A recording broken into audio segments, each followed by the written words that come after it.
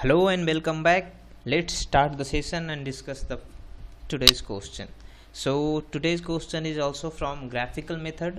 ये प्रॉब्लम है मैक्सिमाइजेशन का ग्राफिकल मेथड हम लोग इसमें यूज करने वाले हैं.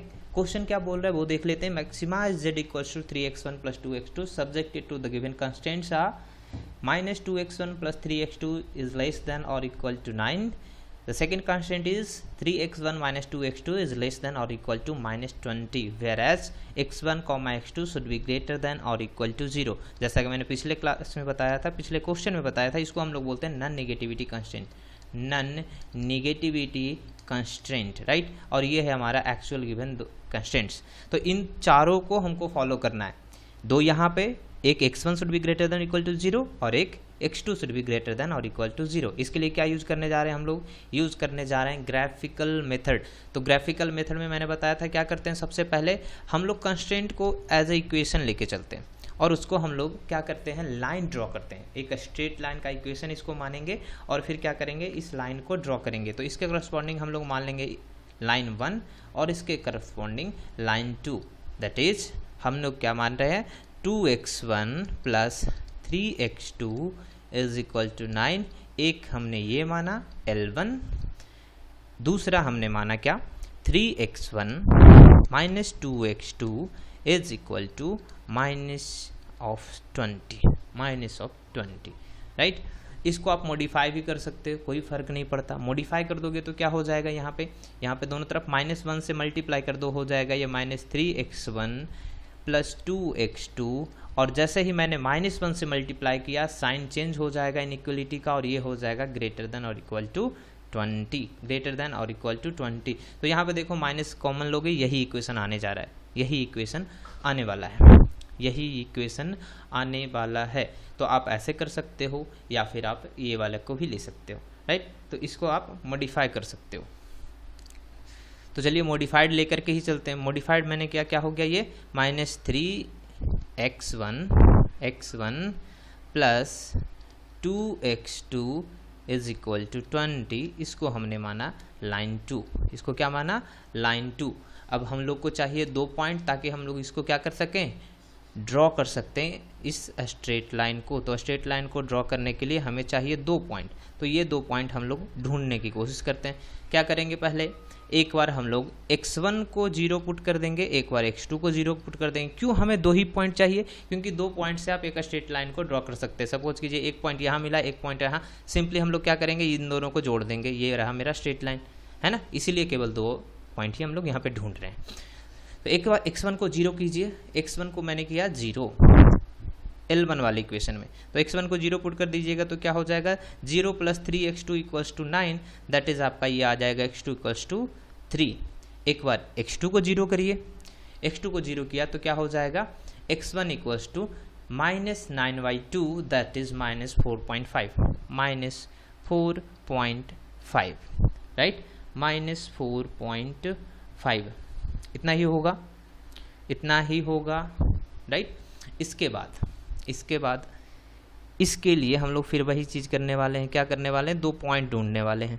2 पॉइंट हम लोग फिर से फाइंड आउट करते हैं कि चलिए 2 पॉइंट कौन कौन सा है, ढूंढ लेते हैं. तो ये एक पॉइंट रहा हमारा x1 इक्वल्स टू 0 पे, एक x2 इक्वल्स टू 0. तो x1 ये रहा x2. x1 को एक बार 0 कीजिएगा, x2 को एक बार 0 करिए. क्या आ रहा है वैल्यू देखते हैं. x1 इक्वल्स टू जब 0 करिएगा तो x2 इक्वल्स टू आ जाएगा 10. और जैसे ही x2 इक्वल्स टू 0 कीजिएगा, x1 इक्वल्स टू आ जाएगा 20/3 माइनस साइन के साथ. सो ये आ जाएगा -20/3, -20/3. तो आपका ये कितना आएगा, अप्रॉक्सीमेटली 6.67 माइनस साइन के साथ, 6.67, अप्रॉक्सीमेटली 6.67 माइनस साइन के साथ, राइट. अब चलिए इसको ड्रॉ करके देखते हैं और इसका आंसर क्या आता है वो भी देखेंगे. सो हमने 2 एक्सिस लिया, एक x1 के लिए और एक x2 के लिए. ये रहा x1 एंड x2 के लिए 2 एक्सिस.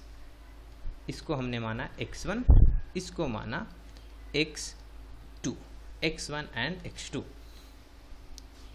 कितना हमें चाहिए मैक्सिमम वैल्यू, मैक्सिमम मुझे 10 चाहिए, राइट. मुझे 10 चाहिए और यहाँ पे ये भी ध्यान देना है कि मुझे 3 भी चाहिए. तो ऐसा लेके चलेंगे हम लोग डिफरेंस, ऐसा हम लोग लेके चलेंगे जिसमें कि हम लोग अच्छे से इसको रिप्रेजेंट कर पाएँ, अच्छे से इसको रिप्रेजेंट कर पाएँ। तो इसके लिए क्या करते हैं, सपोज कीजिए हम लोग यहाँ पे छोटा छोटा सा वैल्यू लेके चलते हैं 1 2 3 4 5 5 6 7 8 9 10 11 इनफ है।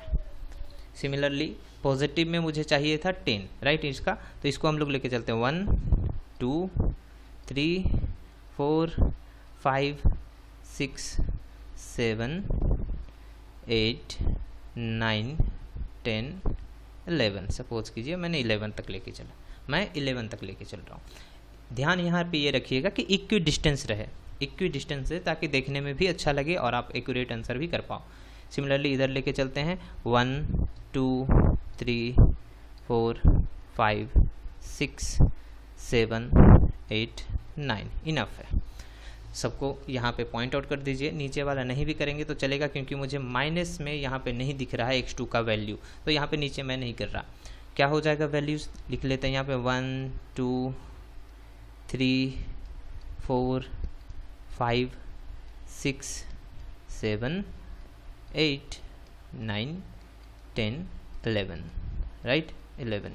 Similarly 1 2 3 4 5 6 7 8 9 10 and 11।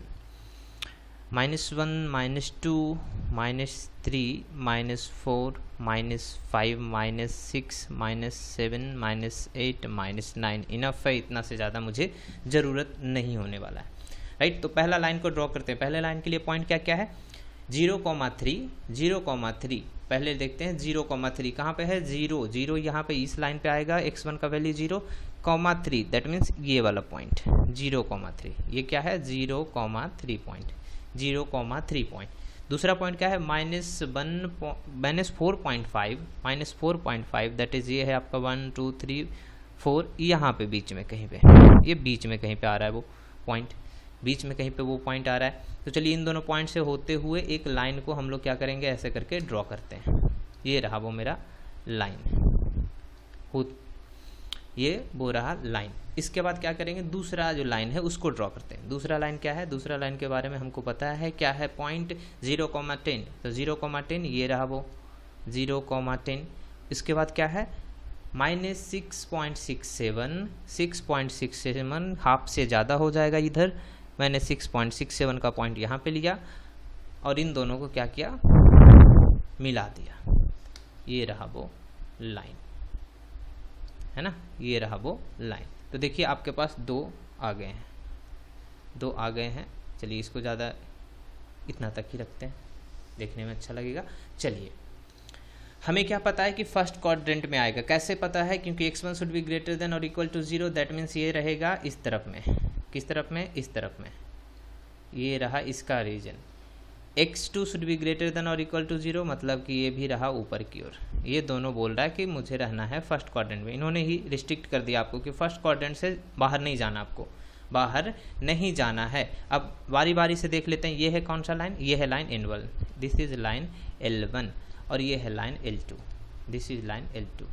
L2 और L1 को जाकर के पूछेंगे कि आप कहाँ पे सेटिस्फाइड हो, कौन सा आपका फेवरेबल साइड है, कौन सा आपका फेवरेबल साइड है। तो L1 के पास गए, L1 के पास जाकर के पूछते कि चलिए आपका ऑरिजिन को पॉइंट यहाँ पर दे देते हैं, आप बताओ कि आपका ये फेवरेबल रीजन है या नहीं, फेवरेबल साइड है या नहीं, बेसिकली फेवरेबल साइड है या नहीं। तो हमने क्या किया, यहाँ पे पुट कर दिया x1 equals to 0 and x2 equals to 0। Origin का जो कोऑर्डिनेट है मैंने यहाँ पे पुट किया, क्या हो जाएगा, 0 + 0 इज लेस देन और इक्वल टू 9, लेस देन और इक्वल टू 9। क्या दोनों में से कोई एक ऐसा कंडीशन है जो सेटिस्फाइड हो रहा है, तो बिल्कुल एक कंडीशन है 0 इज लेस देन 9, ये सेटिस्फाइड हो रहा है। मतलब कि जिस तरफ भी ऑरिजिन है इस लाइन के, वह साइड इसका फेवरेबल साइड है। तो ये है लाइन और इसके नीचे की तरफ इस तरफ में है ऑरिजिन, तो ये है इसका favourable side, favourable side.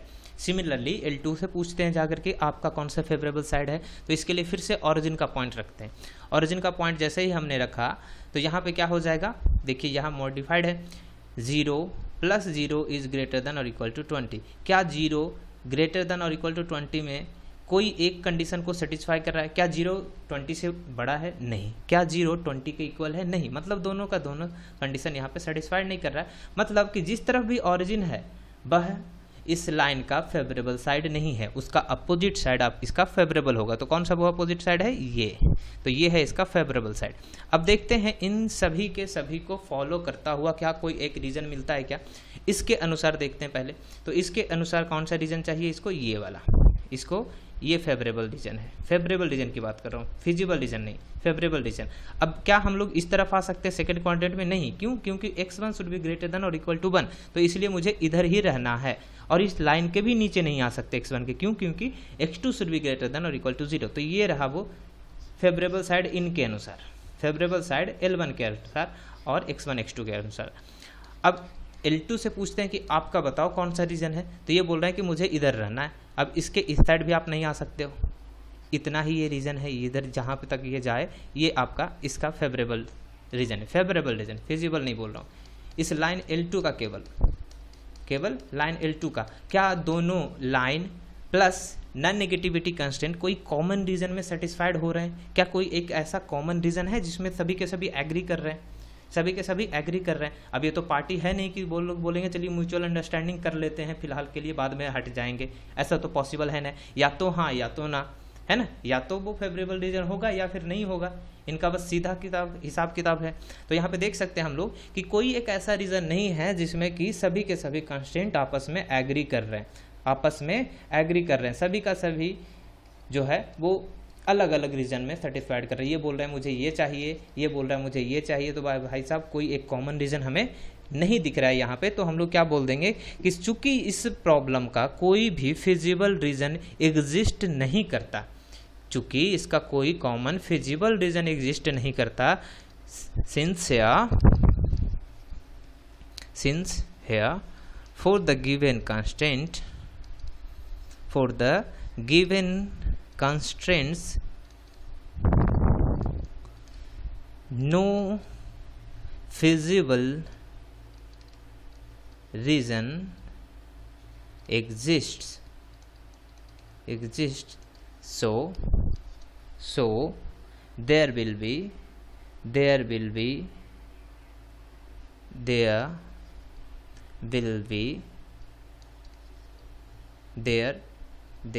be no optimal solution of the objective function for the given constant। ऐसा नहीं कि कंस्टेंट बदल देंगे तब भी इसका कोई ऑप्टिमल सॉल्यूशन नहीं होगा। जैसे ही कंस्टेंट बदलेंगे तो कंस्टेंट के अनुसार उसका जो कंक्लूजन भी यहाँ पे आप दे रहे हो वो भी बदल सकता है। हम लोग ये कंक्लूजन किसके लिए निकाल रहे हैं? इन दोनों कंस्टेंट्स के लिए।